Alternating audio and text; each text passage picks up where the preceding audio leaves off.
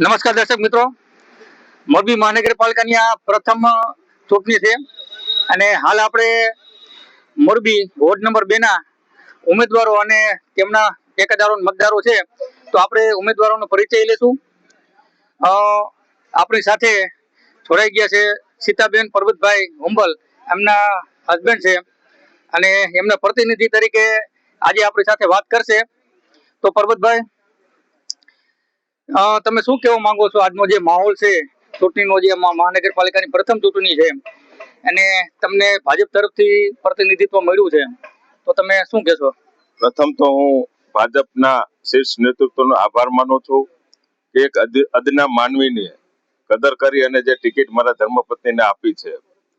બીજું, ટ્રિપલ એન્જિનની સરકાર થાય અને પ્રથમ મેયર મોરબીના ભાજપના બને તેવી અમારી સૌની અપેક્ષા છે. જે કઈ વિકાસના કામો બાકી હશે તે અમે ઝડપથી પૂરા કરશું. અગાઉ પણ મનુભાઈ સારેસા સાહેબ હતા, 10 વર્ષ સુધી અમારા સુધરાઈ સભ્ય અમારા વિસ્તારના ભીષ્મ પિતામહ છે.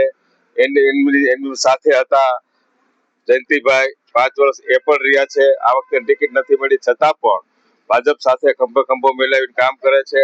આ ભાઈ નવયુવાન, આજના નવી પેઢીના ઉમેદવાર છે જયેશભાઈ અગેચણિયા. અમે બધા જ ટીમ વર્ક સાથે કરી અને જે કાંઈ વોર્ડ નંબર 2 અથવા મોરબીની અંદર જ્યાં જ્યાં જરૂર પડશે ત્યાં સાથ સહકાર આપશું અને જે કોઈ મેયર બને એની આજ્ઞાકીત તરીકે અમે કામ કરશું. એનો હુકમ જે હશે તે તમામ અને શીર્ષ નેતૃત્વની જે કઈ જવાબદારી સોંપશે તે કરશું અને તમામ કામ જે કઈ બાકી હશે તે અમે આ 5 વર્ષની અંદર પૂરા કરી અને બીજા 5 વર્ષ આવે ત્યારે મત માંગવા જવા ન પડે એવી અમે કોશિશ કરશું. હવે આપણે બીજો એક સવાલ છે મનુભાઈને.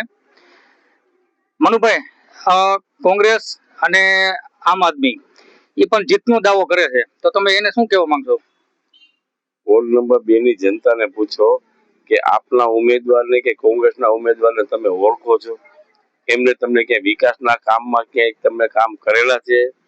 એમને વિકાસના કામમાં રોડા નાખવા સિવાયનું કાંઈ કામ કરેલ નથી.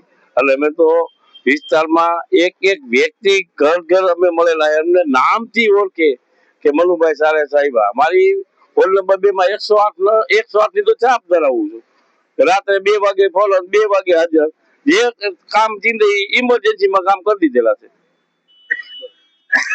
તો આ તકે અમારી આ ચેનલના માધ્યમથી તમે મતદારોને શું સંદેશો આપવા માંગો?